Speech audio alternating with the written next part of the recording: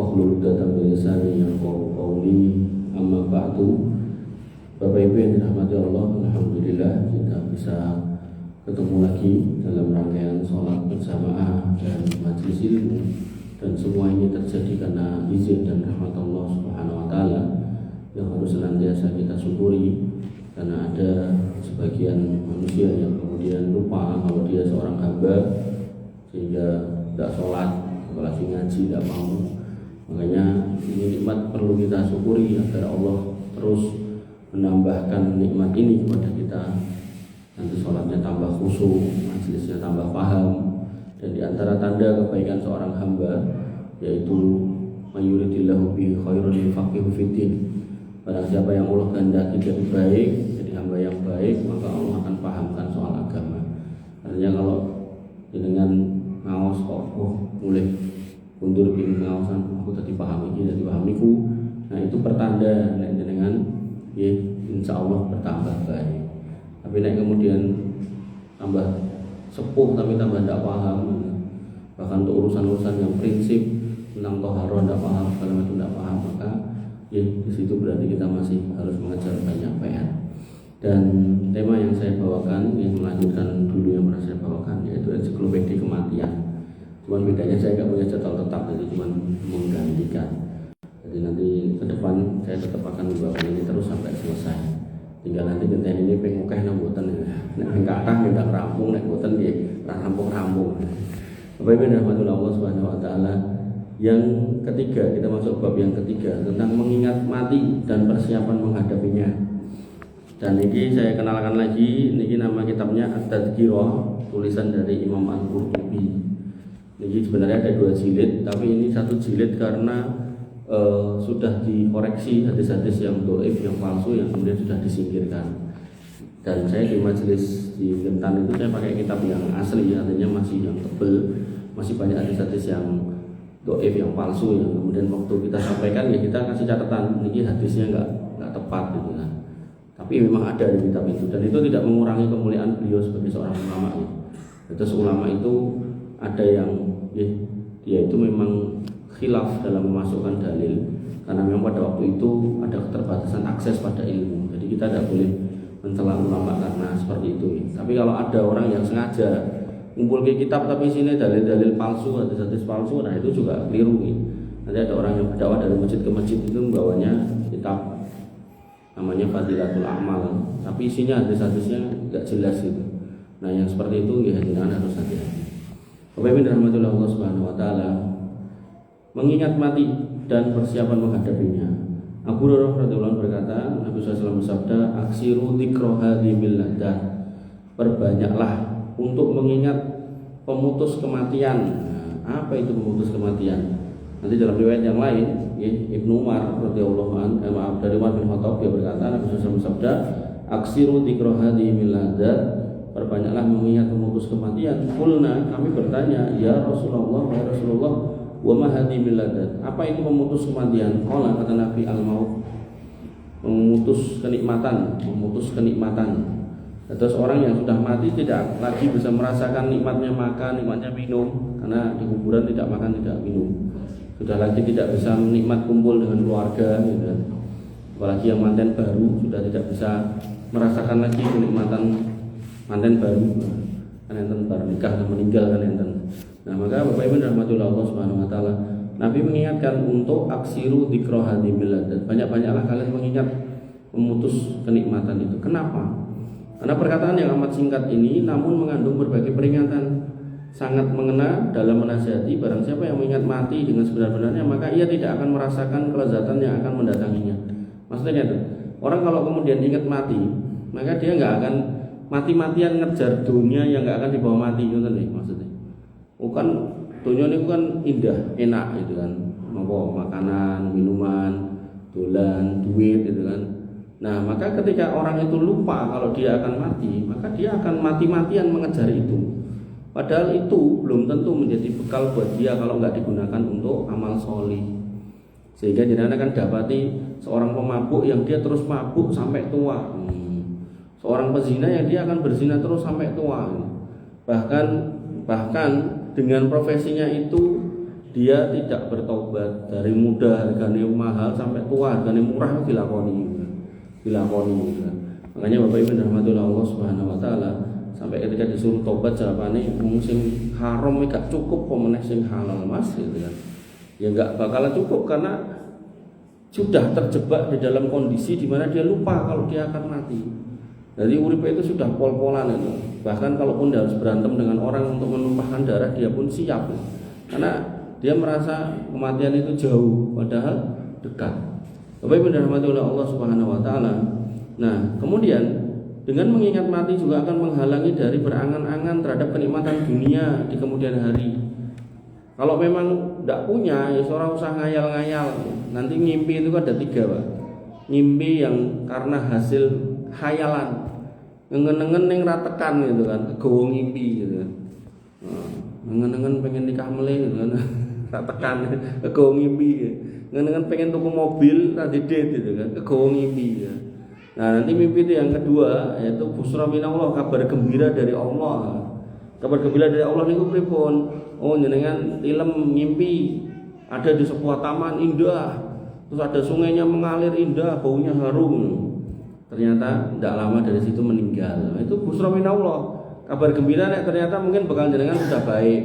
Atau busra minallah juga bisa ngimpinya ternyata enek geni gede, wah panas, ambune sangit ra enak. Itu busra minallah agar kita bertobat itu. Makanya saya tadi tadi kalau niku kan koreksi jurnal punyanya Universitas Muhammadiyah Karanganyar. Niku kalau koreksi kok ngantuk. Kula tilem. Tilem niku terus kata istri saya gembreneng. Terus digugan. Bi kok. Bi tangi bi. Kula tangi. Terus bar niku ditekoki. Kowe ngopo ya?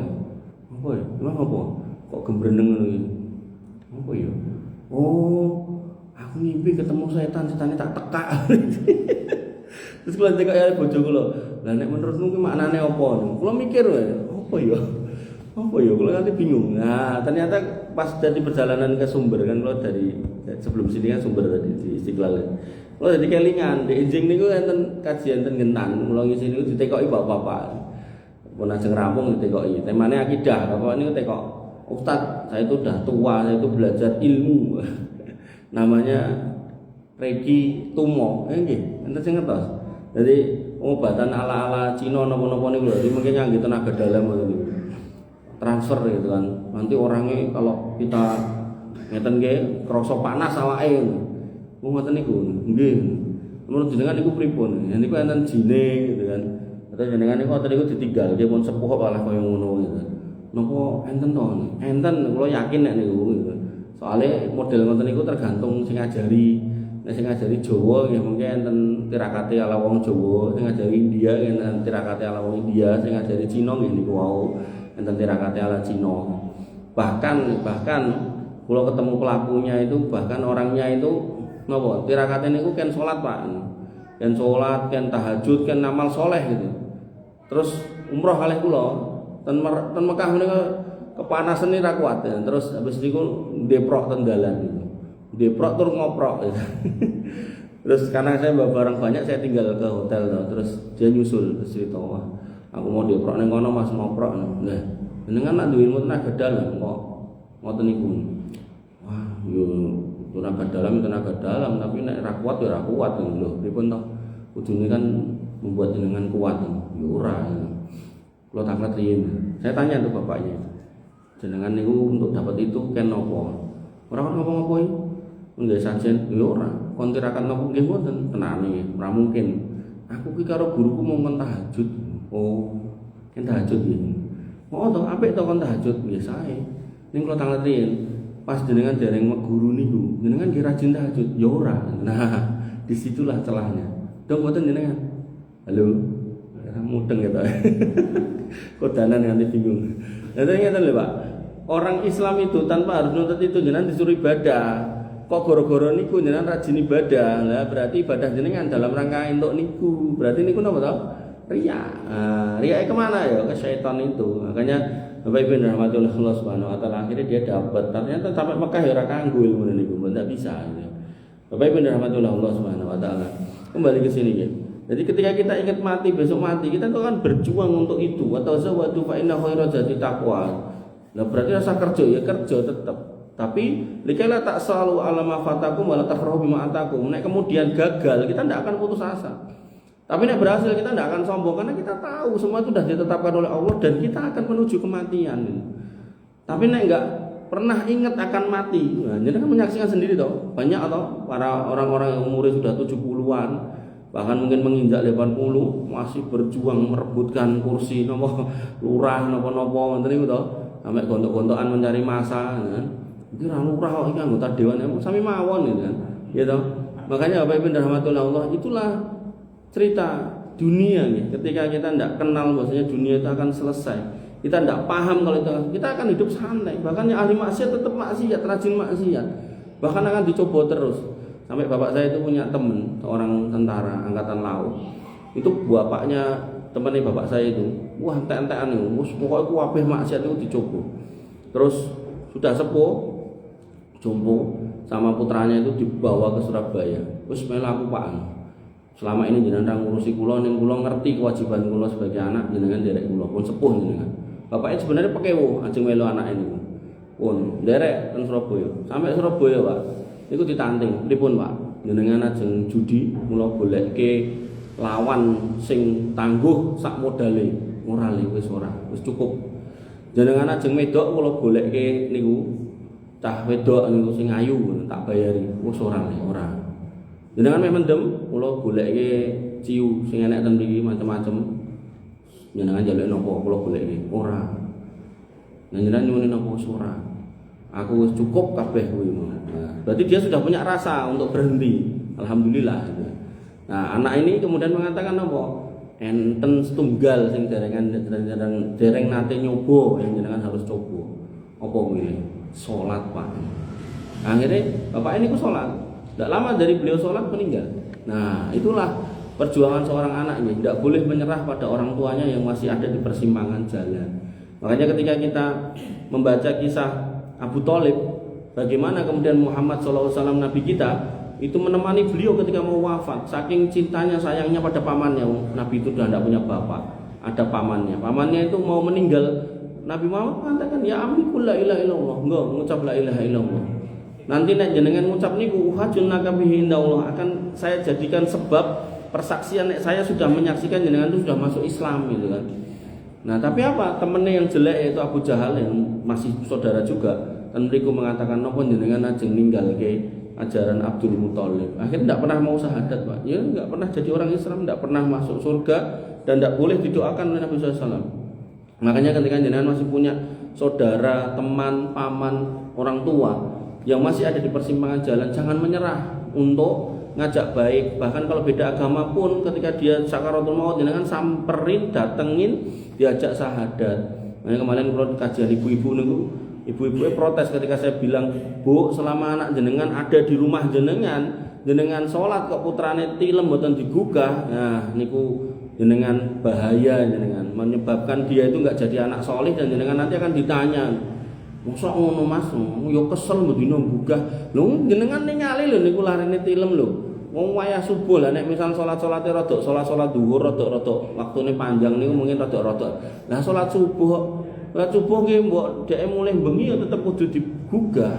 Karena ketika salat subuh dilakukan waktu duha dengan sengaja ya ndak dapat apa-apa, ndak sah salatnya. Inna sholata kanat 'alal mu'minina kitabam mawquta. Salat itu wajib buat orang beriman dan waktunya sudah tertentu. Nggih. Bapak Ibu rahmatullah Allah, kembali ke sini. Maka ia akan zuhud dari dunia terhadap apa yang ia angan-angankan. Nek kegapai ya alhamdulillah, kegayuh alhamdulillah, ora ya wis ya. Kemarin saya ketemu bapak saya cerita, "Dik biyen ki mbahmu duwe rewang, jenenge Fulan. Si Fulan iki hitungan karo wong kampung sebelah kono kae.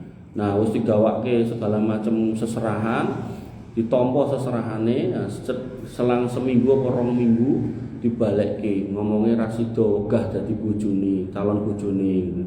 Padahal bocah iki meneng. Akhire pamit karo mboke, "Mbok, aku tak ning Jakarta wae Lemboro." Yo le. Akhire napa? Pergi dia dari kampung itu, dari Karanganyar sana ke Jakarta dan tidak pernah kembali sampai detik ini. Dan ibunya saking sedihnya kayak Nabi Ayub nih, menangisi kepergian putranya yang nggak tahu kemana, nggak ada kabar, nggak ada apa, sampai buta, sampai meninggal. Makanya Bapak Ibu dirahmati oleh Allah Subhanahu Wa Taala, orang kalau kemudian paham benar, semua sudah tertulis di dalam takdirnya Allah Subhanahu Wa Taala, dan kemudian itu semua cuma urusan dunia, maka tidak akan pernah melibatkan perasaan sampai harus stres gila, sampai harus menyerah dari semua keadaan yang diterima. Makanya ten Solo niku ya, banyak kasus bunuh diri niku, dan ini sebuah peringatan bagaimana anak-anak muda itu harusnya itu mendekat ke majelis ilmu, bukan malah mendekat ke tempat-tempat yang membuat hati tambah galau gitu loh. Sekarang kayak di jembatan Bengawan yang loncat mahasiswa semester 7 atau 8 habis sidang skripsi.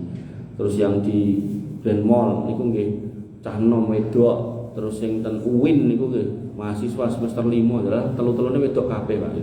Makanya Bapak Ibu dirahmati oleh Allah Subhanahu Wa Taala, zuhud terhadap dunia, mengenali bagaimana dunia itu akan berakhir, bahkan hidup kita itu sebelum dunia berakhir juga akan berakhir, maka tidak akan menyebabkan tinggi angan-angan. Nek ra kegayuh ya los mawon, ndak kemudian membuat stres.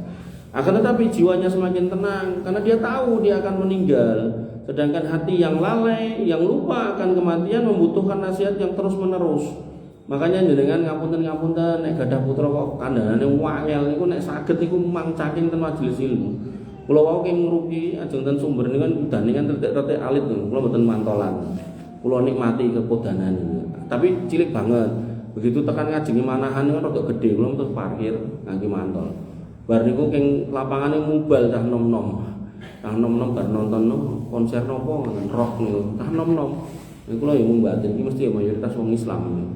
Nah, mungkin sanes putra jenengan. Makanya ibu-ibu bapak yang dirahmati Allah, kalau kita punya anak-anak yang memang harus kita jaga, qu anfusakum wa ahlikum naro, selamatkan dirimu dan keluargamu dari api neraka, maka pastikan mereka itu duduknya di masjid, Pak. Bukan di tempat-tempat yang kemudian melupakan seolah-olah dia akan hidup terus menggolek senenge tok. Nah, mengenalkan dengan masjid, majelis ilmu.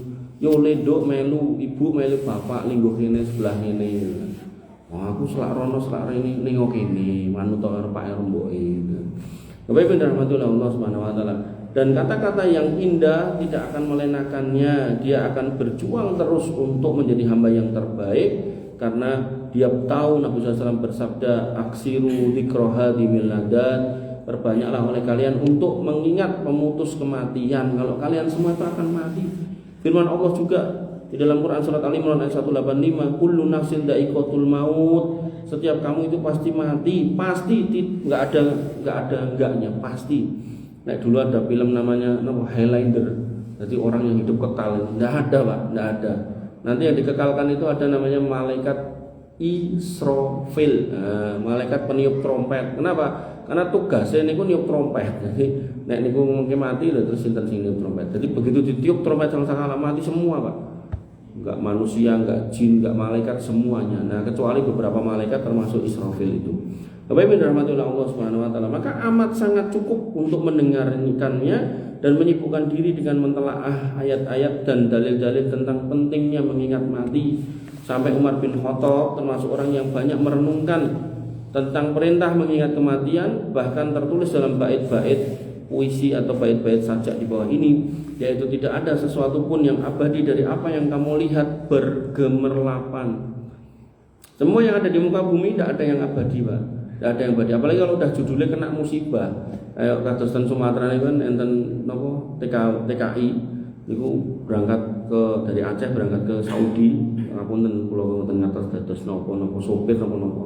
Nyelengi sithik mboko sithik. Terus untuk lemah, untuk pondasinya dibangun, terus jadi indah, bagus. Belasan tahun tidak pulang gitu. Dari TV dia melihat rumahnya ke bawah banjir. Tentara juga ada yang seperti itu. Nglumpuk ke nyelengi dinas rono rene dapat SPPD napa-napa niku uang dinas itu nyelengi bangun rumah bagus ke bawah banjir. Kalau udah judulnya Allah yang memberi musibah, kita tidak bisa ngerem, Pak. Jangan aja nyeluk Superman, Ultraman, GT-Man, ra iso. Los kabeh ra iso. Hanya Allah yang bisa mengendalikan itu. Mau superhero Indonesia Gatot Kaca, Gundala napa meneh. Tidak bisa, Pak. Bapak Ibu dirahmati oleh Allah Subhanahu wa taala, karena yang abadi adalah Rabb kita, hanyalah Rabb kita, harta dan anak-anak pun akan lenyap.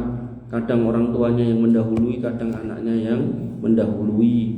Sampai ada ibu-ibu itu di gaul kajian itu datang ke saya, "Mas, anakku wis mati, guru-guru dolan karo koncone dicekoki ciu kei tambahi mbuh apa terus akhirnya mati."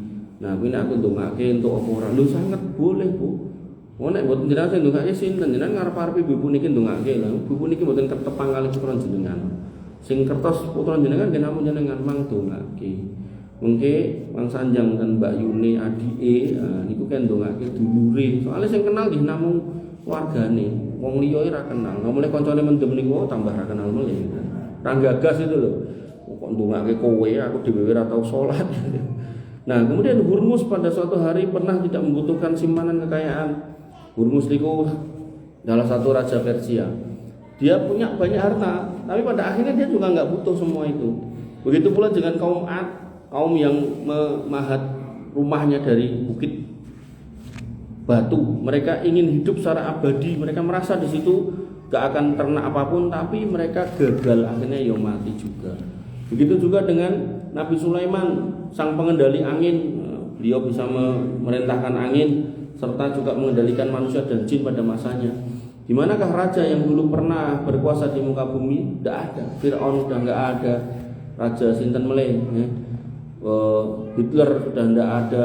Raja-raja Rusia sudah tidak ada. Namrud sudah tidak ada. Banyak Pak. Fir'aun sudah selesai. Di akhirat kelak semuanya akan tunduk dan tidak mampu mengelak dari semua perbuatannya. Mereka akan mengakui perbuatan mereka yang telah tercatat di dalam kitabnya masing-masing. Maka ketahuilah bahwa mengingat kematian memberikan pengaruh untuk mengusir rasa was-was dan kecintaan yang tidak berbatas terhadap dunia yang fana ini. Dan terus pada akhirnya yang kita cintai pun akan pergi.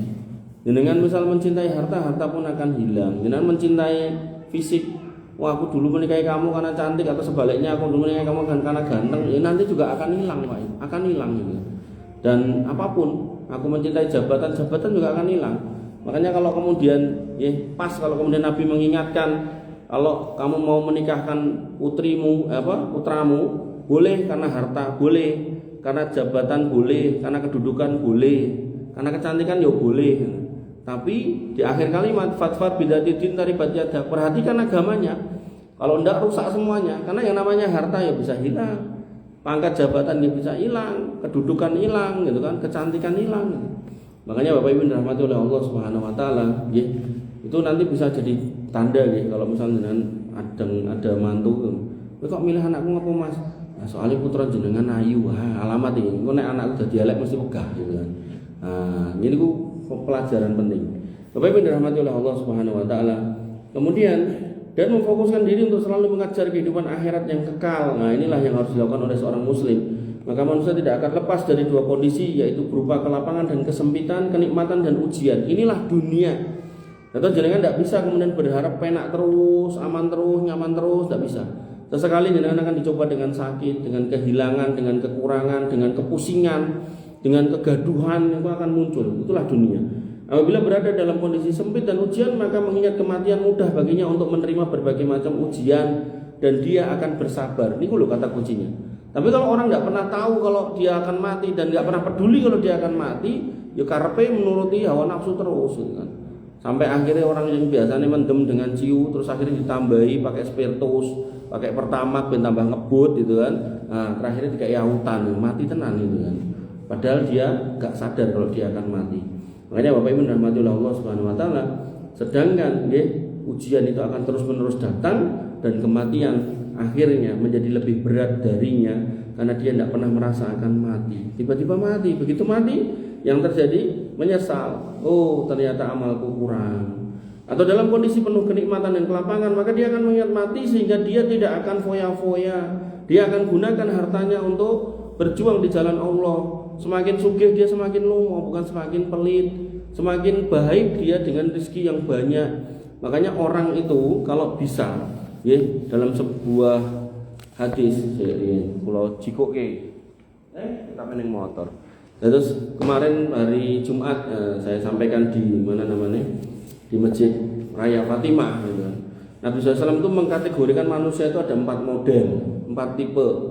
Nggih, kula hadis ora apal, aja kula wacoke kitab pinten motor. Kula resumekan mau. Yang pertama, orang yang Allah kasih ilmu dan orang yang Allah kasih harta. Dengan ilmunya dia ngerti pada hartanya dia harus ngapain. Maksudnya ngeten. Dikei sugih, terus belajar juga tentang fikih sholat. Akhirnya dengan duit itu dia maksimalkan sholat dengan pakaian yang baik. Nah, dia punya duit, kemudian dia belajar fikih haji. Akhirnya dengan duit itu dia haji. Kemudian dia belajar fikih umroh, dengan duit itu dia umroh. Nah, kemudian dia belajar misal fikih kurban, dengan duit itu dia berkurban. Ini seutama-utama hamba. Nah, hamba yang kedua punya ilmu, podo-podo ngaji. Nah, misal sebelahan, sijine sugih mulai umroh, sijine radedet orang umroh. Ning podo-podo ngaji tentang umroh. Nah, satunya batin itu kan. Ya Allah, niki sebelah kula baru umroh, podo-podo ngaji kali kula. Kula ngertos ilmune, dhek ngertos ilmune. Dhek mangkat kula mboten. Umpami kula gadah duit kula nggih kersa mangkat. Nah, ucapan itu menyebabkan mereka berada di atas pahala yang sama. Hum fi sawabin sawa. Mereka berada di pahala yang sama.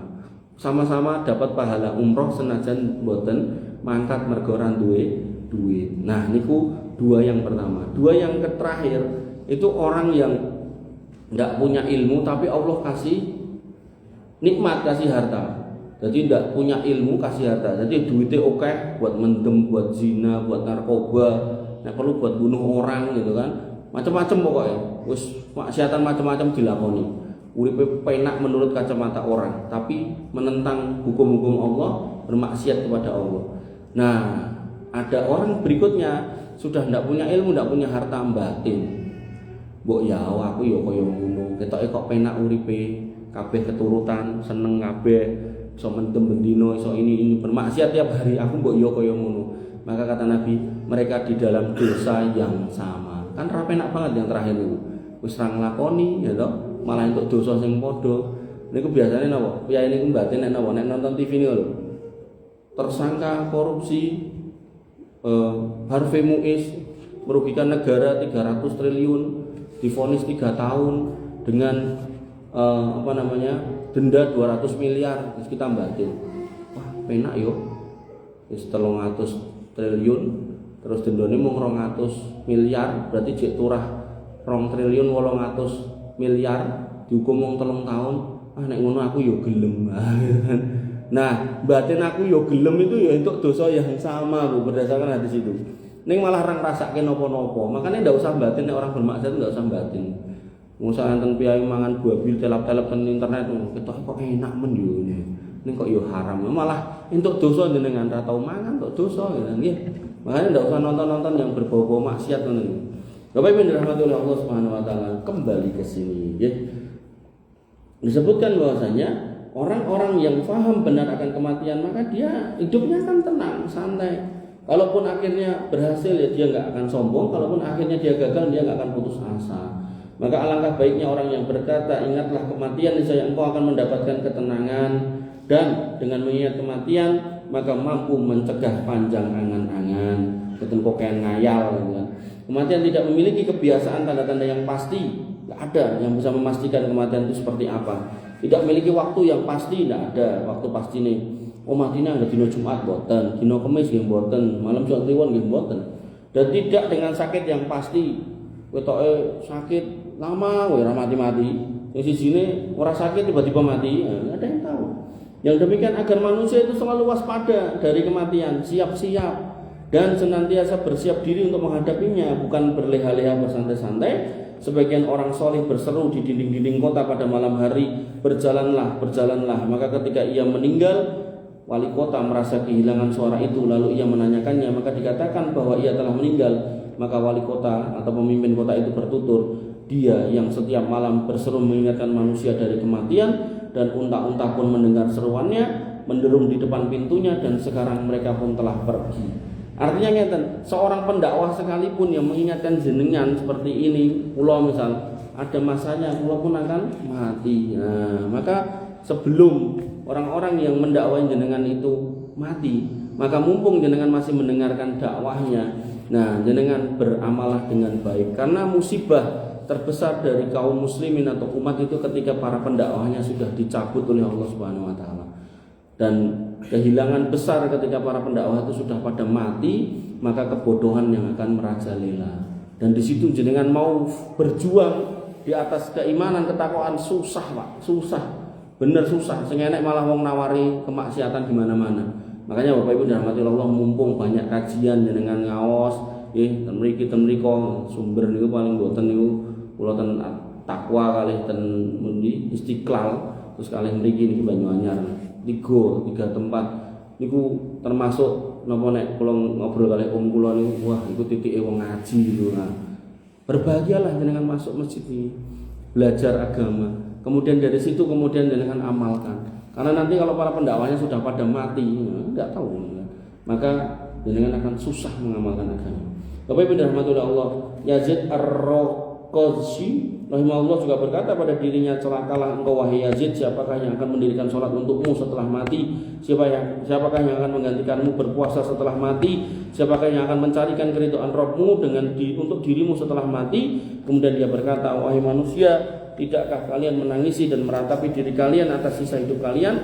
Barang siapa yang kematian mencarinya, kuburan sebagai rumahnya, tanah sebagai alasnya, cacing dan belatung menemaninya, maka ia sedang menunggu kegoncangan yang dahsyat sebagaimana kondisi sekarang. Lalu ia menangis dan terus menangis hingga ia pingsan padanya.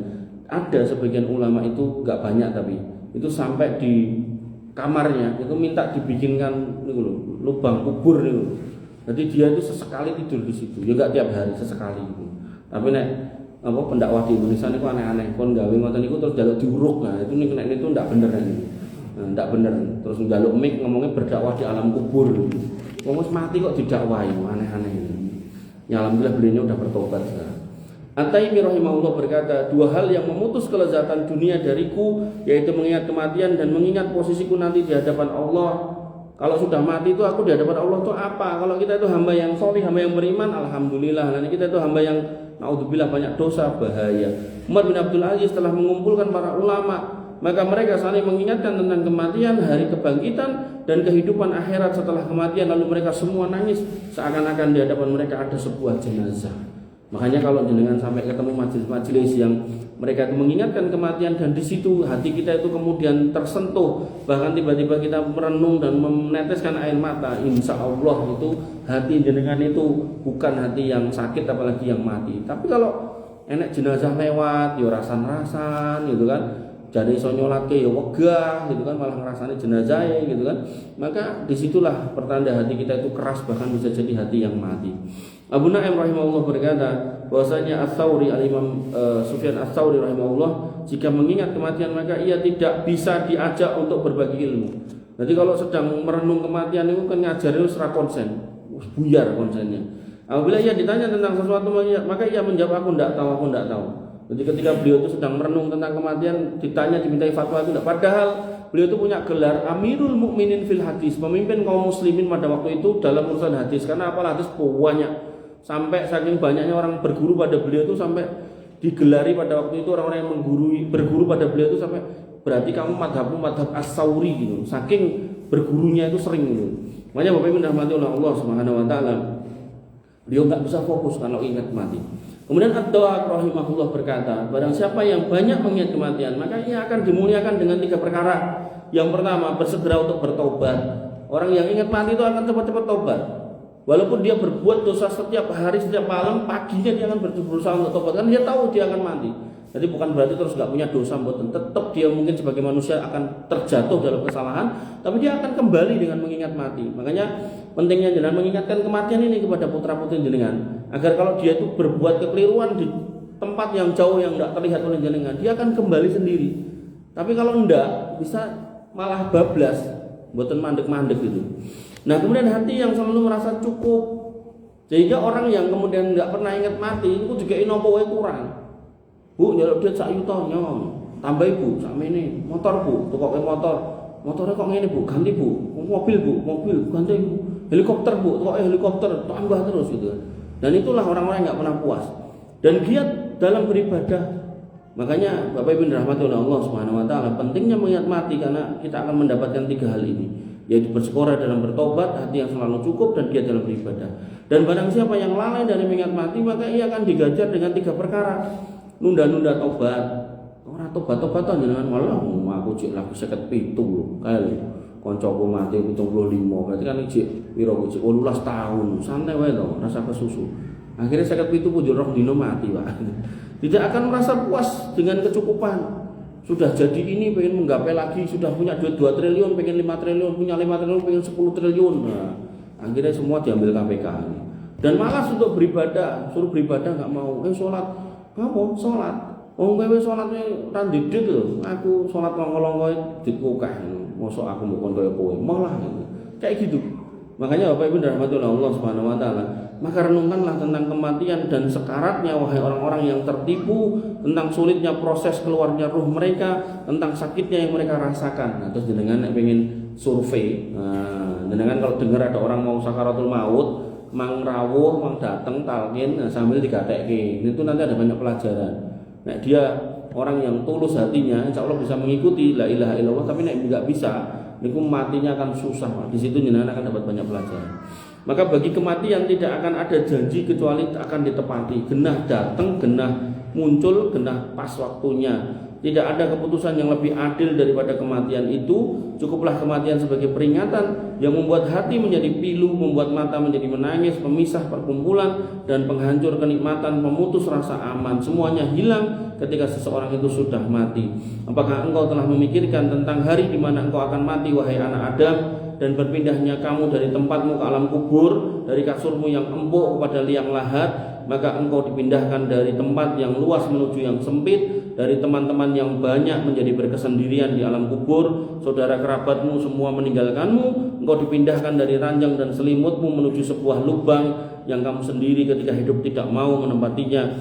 Selimutmu yang tadinya dari kain yang lembut diganti dengan tanah dan lumpur serta kain yang tipis yang disebut dengan kain kafan. Wahai orang-orang yang selalu mengumpulkan harta yang berlomba dalam bangunan, demi Allah tidak ada harta untukmu kecuali apa yang kamu pakai berupa kain kafan. Akan tetapi demi Allah sesungguhnya semuanya akan musnah dan pergi kecuali yang kamu infakkan. Badanmu pun akan hancur di dalam tanah, akan kembali menjadi tanah. Lalu di mana harta yang kamu kumpulkan selama ini? Apakah yang kau kumpulkan mampu membebaskanmu dari semua rasa ketakutan yang kamu rasakan ketika kamu sudah mati? Sekali-kali tidak. Bahkan engkau akan meninggalkan semuanya. Orang-orang pun akan meninggalkan, mereka yang memuji menyanjungmu pun juga akan pergi, dan engkau akan dihadapkan pada segala dosamu kepada Rob yang tidak akan memberikan keringanan bagimu karena semuanya sudah terlambat. Maka sungguh amat baik orang yang berkata dengan menafsirkan firman Allah, wa bataghi fima ataqallahu darul akhirah, dan carilah pahala negeri akhirat dengan apa yang telah dianugerahkan kepadamu,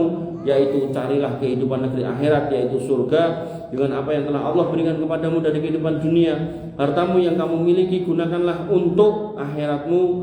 Hidupmu yang kamu miliki, kesehatanmu yang kamu miliki gunakanlah untuk berbekal menuju akhiratmu. Carilah manfaat dari dunia ini agar bermanfaat untuk akhiratmu kelak, bukan di dalam tanah atau air, bukan pula semena-mena atau melampaui batas.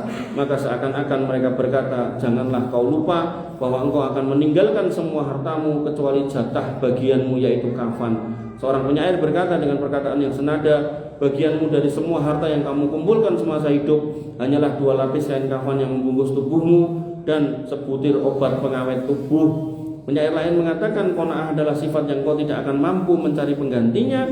Padanya terdapat berbagai kenikmatan, padanya terdapat hal yang menyenangkan tubuh. Lihatlah kepada orang yang paling kaya di dunia, apakah ia akan diusung ke kubur tanpa kafan? Bahkan rojo-rojo Arab niku nggih dikafani, dikubur ten lemah, mung diuruk lemah, Pak. Padahal nek pas hidup niku duite niku ribuan atau mungkin ratusan triliun gitu. Al-Hasan Al-Basri rahimahullah berkata, sesungguhnya suatu kaum telah tertipu dengan berbagai angan-angan sampai mereka keluar dari dunia mati sedangkan mereka tidak memiliki kebaikan apapun. Salah seorang dari mereka berkata, sesungguhnya aku berbaik sangka kepada Robku, ia telah berdusta jika ia berbaik sangka kepada Robnya, maka ia akan memperbaiki amalnya. Jadi ada orang yang kemudian ngakune saya muslim, saya akan taat, tapi prakteknya ya ora tahu sholat. Gimana? Itu kan dusta. Kemudian beliau membaca firman Allah Subhanahu wa taala, "Ma yuqalu laka illa ma qad qila lirrusuli min qablika inna rabbaka ladu maghfiratin wa du iqabin alim." Dan itulah dugaanmu yang telah kamu sangkakan terhadap Rabbmu, dugaan itu telah membinasakan kamu sehingga jadilah kamu termasuk orang-orang yang rugi. Terakhir, Sa'id bin Jubair rahimahullah berkata, kelengahan, kelalaian terhadap Allah adalah seorang yang selalu berbuat maksiat. Artinya kalau kita itu berbuat maksiat terus-terusan nggak mau bertobat, maka itulah orang yang lalai, lengah. Padahal waktu kita itu cuma mepet Pak, antara 60 sampai 70 kata Nabi. Akmaru mati ma baina sitin wa sab'in wa qalu ma yajuzu dari umur kita itu cuma 60 sampai 70. Sedikit yang lewat dari situ. Artinya kalau jenengan sudah di level 60 bahkan 70, berarti ini makin nyedai. Nyedai itu nganggup banget gitu loh. Artinya kalau sudah nyedai banget ya, jangan kemudian merasa alah cek suwe santai, enggak. Justru harus bener-bener coro rim niku mboten mung double cakram, nek perlu cakrame ditambahi kiwa-tengen ngoten niku. Dadi bener-bener iso mandek sek gitu. Bapak Ibu rahmatullah Allah Subhanahu wa taala.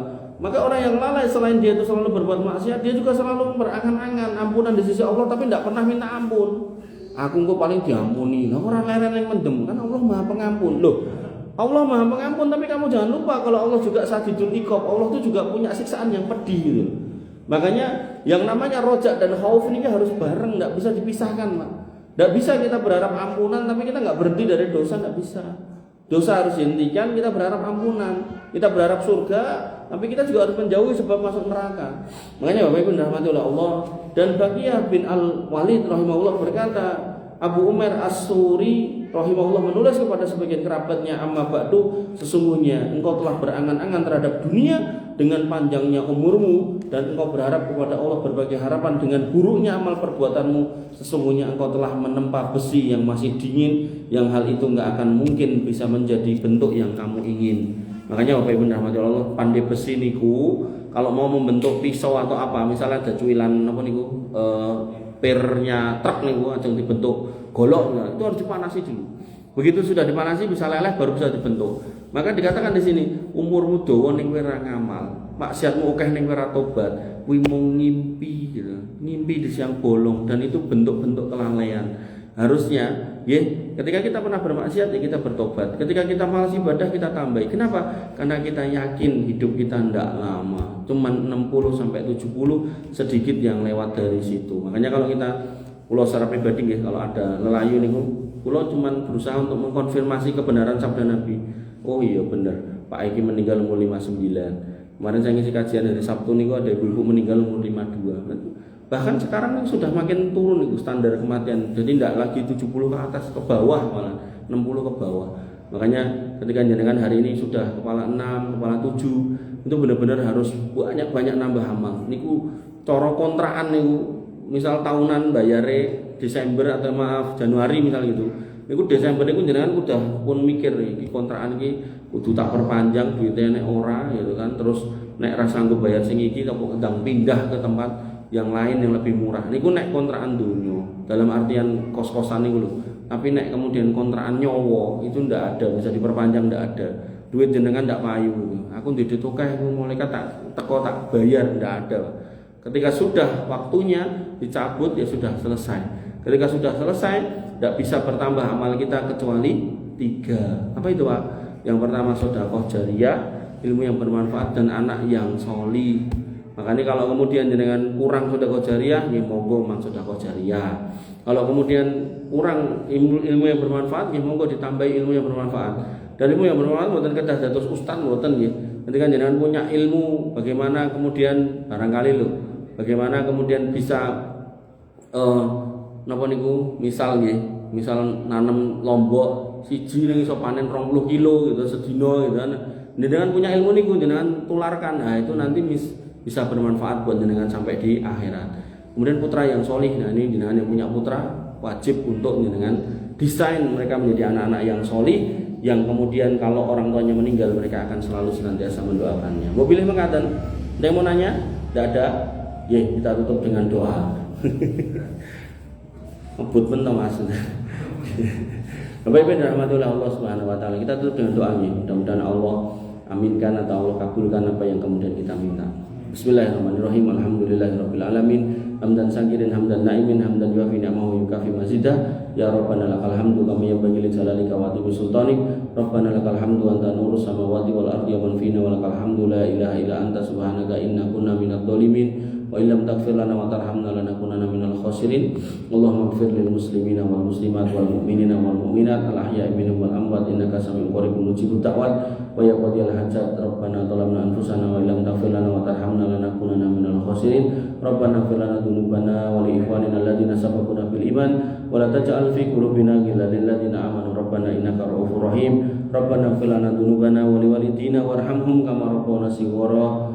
Rabbana ighfir lana dhunubana wa li walidina warhamhum kama rabbawna shighara. Allahumma ighfir lahum warhamhum wa'afihim wa'fu anhum wa akrim nuzulahum wa wasi' madkhalahum waghsilhum bil ma'i wassalji wal barad. Rabbana hab lana min azwajina wa dhurriyyatina qurrata a'yun waj'alna lil muttaqina imama waj'alna lil muttaqina imama. Rabbana hab lana minas solihin. Rabbana hab lana minas solihin. Rabbana hab lana minas solihin wasba'na bi zumratil muwahhidin wa adkhilna jannatika jannatin na'im ya arhamar rahimin. Allahumma inna na'udzubika min su'il khatimah wa nas'aluka husnal khatimah ya khairar raziqin. Rabbana atina min ladunka rahmah wa hayyi' lana min amrina rasada. Rabbana atina ma wa'adtana ala rasulika wa la tukhzina yaumal qiyamah innaka antas sami'ud du'a innaka la tukhliful mi'ad. Rabbana atina fid dunya hasanah wa fil akhirati hasanah wa qina adzabannar wa qina adzabannar wa qina adzabannar. Wa akhiru da'wana alhamdulillahi rabbil alamin wa sallallahu ala nabiyyina Muhammadin wa ala alihi wa sahbihi wasallam ajma'in. Walhamdulillahi rabbil alamin. Amin amin ya rabbal alamin. Assalamualaikum warahmatullahi wabarakatuh.